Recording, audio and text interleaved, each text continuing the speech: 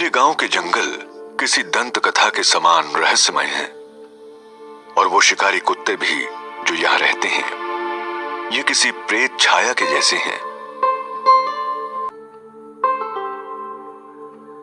शिकारी परिंदे की तरह दूर दूर तक फैले जंगलों के चंदोबे के ऊपर पंख फैलाए उड़ पाता। तो मेरा ख्याल है मैं शायद अपने इन मनपसंद शिकारियों की जिंदगी के बारे में और भी कुछ नई बातें जान पाता।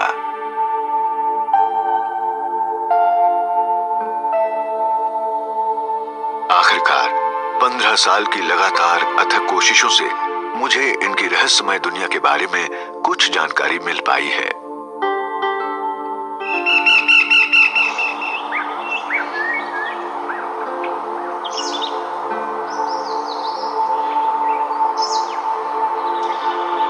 उनके इलाके में किसी परिंदे की तरह दंत कथा के रहस्यमय पात्र पर नजर रखे हुए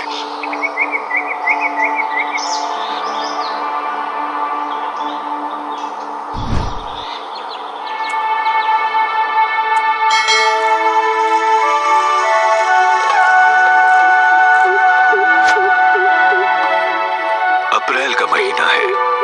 बारिश की पहली फुहार से धरती भीग गई है। नीलगिरी का जंगल दक्षिणी भारत के पश्चिमी घाट का हिस्सा है। इसके 5000 वर्ग किलोमीटर के इलाके में सूखे जंगलों से लेकर नम ट्रॉपिकल जंगल फैले हुए हैं।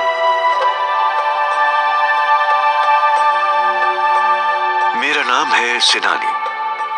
मैं पिछले 15 वर्षों से जंगली कुत्तों का अध्ययन और फिल्मांकन कर रहा हूं।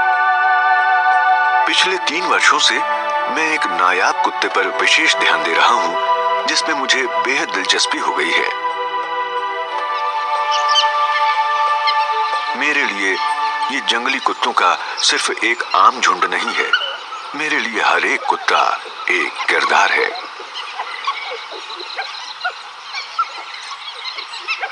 मैंने इस नन्ही मादा का नाम रखा है चुकी, जिसका अर्थ है बिंदी या तारा।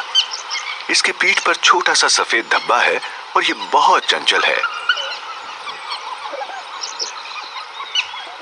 अब ये 1.5 साल की है। चुकी के 2 भाई हैं और मैंने उनका नाम रखा है ब्रदर्स। उनका स्वभाव जरा गंभीर है। झुंड में 3 पिल्ले हैं। अब ये करीब 5 महीने के हो गए हैं। ये कुत्ता अब झुंड का नेता है, यानी मुखिया नर। अभी नया नया आया है और मुझे करीब 4 साल का लगता है। मैंने इसका नाम रखा है द बॉस। लेकिन माँ कहाँ है? मैंने आज उसे नहीं देखा।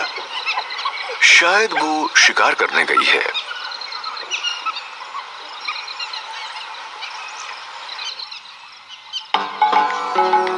लीजिए, आ गई।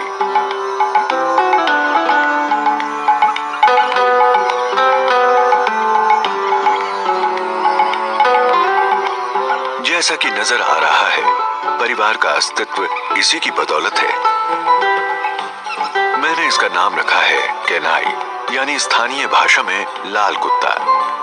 इसे मैं इसके जन्म के समय से देख रहा हूँ, लेकिन एक ऐसा वक्त भी आया जब मुझे लगा था कि मैं केनाई को फिर कभी नहीं देख पाऊंगा।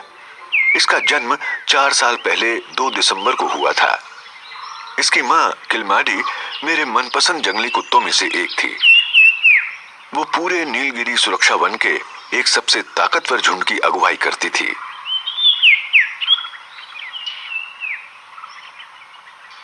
मैंने पूरे 6 साल तक केनाई की माँ किलमाडी पर नजर रखी, और जैसे जैसे मैंने उसे जाना, उसने भी मेरी मौजूदगी को स्वीकार कर लिया। लेकिन जंगल एक खतरनाक जगह है, और केनाई जब सिर्फ 1.25 साल की थी तभी एक हादसा हुआ। केनाई की मां किलमाडी मृत पाई गई। पशु चिकित्सकों का दल इस नतीजे पर पहुंचा कि केनाई की मां बाघ के हमले में मारी गई। लेकिन जंगल में खतरों के बीच शोक मनाने का वक्त नहीं होता।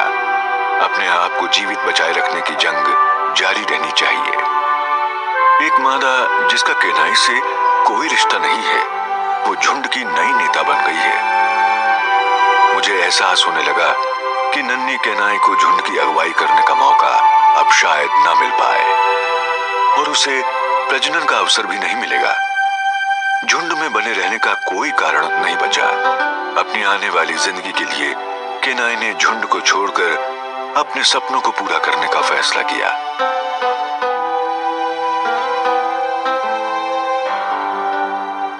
झुंड की सुरक्षा को छोड़कर इस जंगल में अकेले रहना बिल्कुल आसान नहीं है।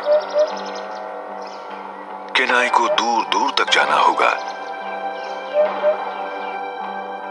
उसे कुत्तों के दूसरे झुंडों से, बाघों और तेंदुओं से बचकर रहना होगा और अकेले ही सीखना होगा शिकार करना।